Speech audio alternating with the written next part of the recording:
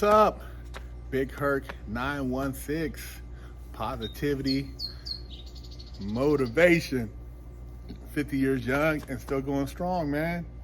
Go to bigherc916.com, pick you up some merch, represent, grab your hat, grab your t-shirt, grab your bar soap and wash your ass.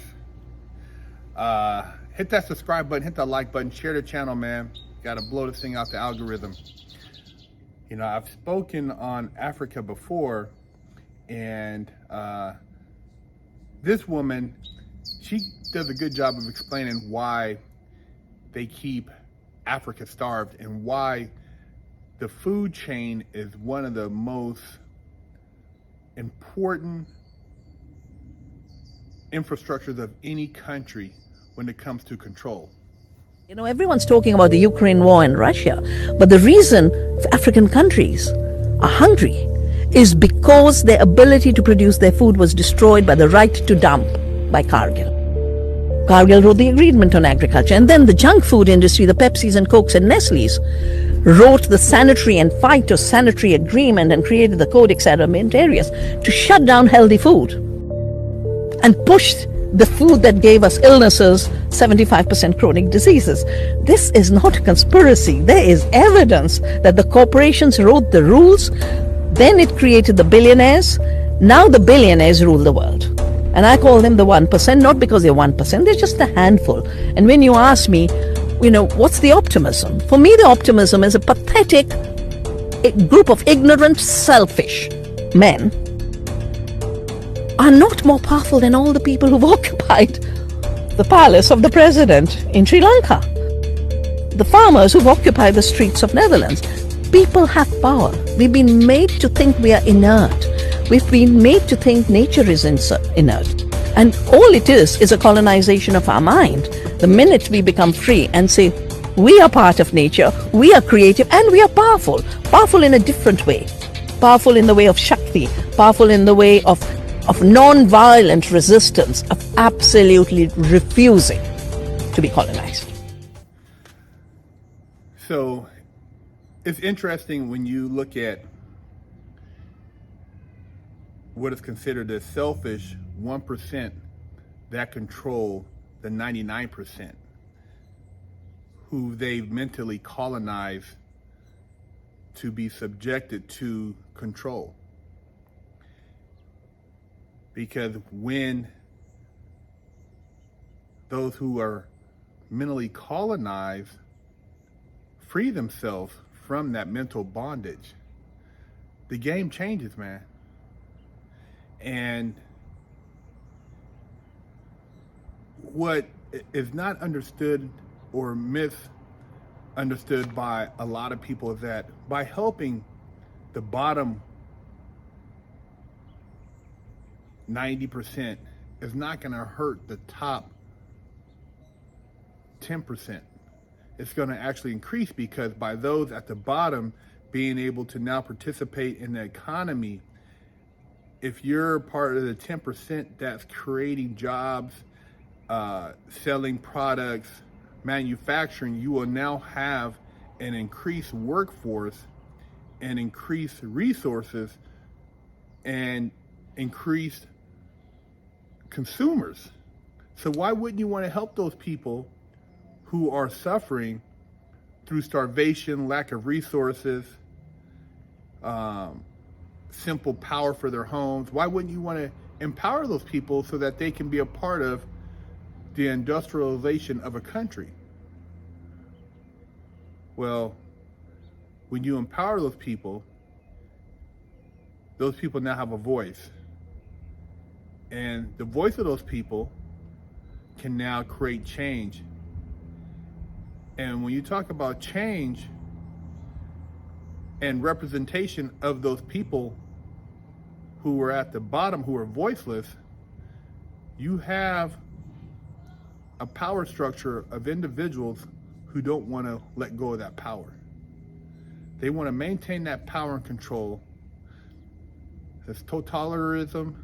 It's an oligarch. It's a communist base, however you want to define it, that has enjoyed the exploitation of this power for centuries, and they don't want to let go of it. And that's how they've maintained their power over the generations. When you think about it, what have they built? They've simply taken a lot of them and destroyed. Because you could take a hammer and build a house. You could create a garden with a hammer. You can use it to do a lot of different things, or you can hurt somebody. But you take a bomb or a missile and it's simply destruction. Destroy, destroy, destroy. So when you're talking about building people up, and a lot of these so-called what appear to be voted in leaders who have been placed strategically to serve the greater unification of those who want world power, they're not there to really help the people. They're there to keep the people under control, under a veil of poverty, which prevents them from ever having any room to exercise their free will. I don't know, I just sit back sometimes and I just look at the whole global situation. And if anything really changed after these so-called wars we had, World War I, World War II. And the people who say, oh, you know, we won World War II, we created this, went from the League of Nations to the United Nations. And you have the United States subsidizing this United Nations more than any other country. Why is that? And why is there still strife, conflict, and war around the world? And why do we have so much violence and human trafficking, child trafficking still going on?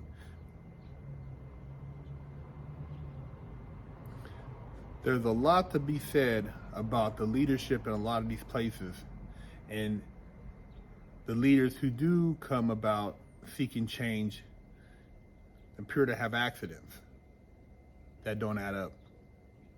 So pay attention, man, when you're speaking on different things and you talk about this globalist agenda, and you wonder why certain countries try to empower themselves, because the globalist agenda doesn't help their country's needs. It helps the needs of the elite. Wherever you stand on this, hey, that's your rightful opinion. All I'm saying is that at the end of the day, you don't actually have to use a bullet or a bomb to destroy a country, a nation, or a people. You can do it through the food. Big Herc 916. Go to the Herc store at bigherc916.com and pick you up a bar of soap so you can wash that ass, or pick you up some Never Settle for Average merch, or some of the Muscleup Car Lifestyle merch. We have hats, Never Settle for Average. Got the Muscle Up t-shirts. We also have the Never Settle for Average tank tops. Got the Muscleup Car Lifestyle hoodies. Got the beanie caps. Hey man, represent. And I know you guys aren't average, so pick you up some swag and step your game up. Hello, I'm Big Herc 916. Contact me for life coaching and motivational speaking.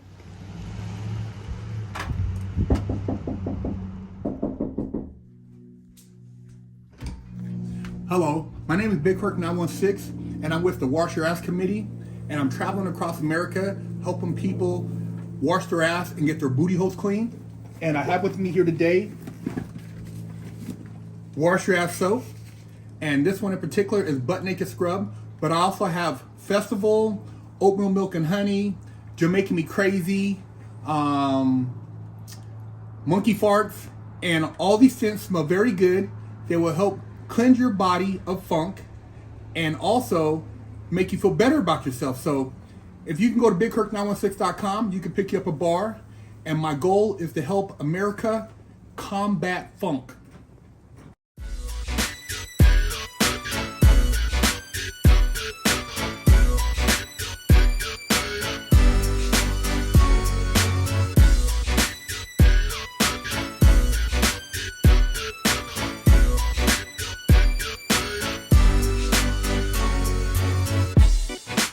Lockdown's over. Get your yard time in. Exclusively at FreshOutSeries.com.